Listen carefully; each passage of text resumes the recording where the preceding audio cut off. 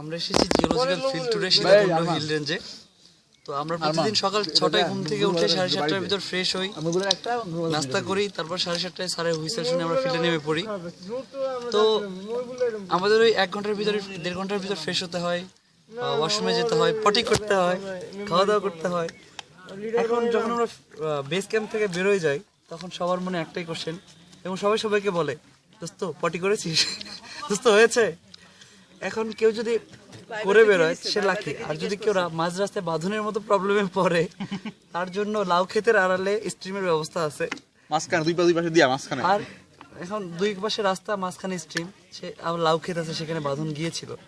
আর কেউ যদি চন্দ্রনাথ পাহাড়ের উপরে পুলিশ বেস ক্যাম্পে পানি ছাড়া মানে টয়লেট পেয়ে যায়, টয়লেট আছে কিন্তু পানি নাই, সেক্ষেত্রে তাকে পানির বোতল কিনে নিতে হয়। হ্যাঁ, নাই অবস্থা। কিন্তু গুরু 1 লিটার পানির বোতলে কিন্তু আধা বদনাই মাত্র হয়, ঠিক আছে, এটা বুঝতে হবে।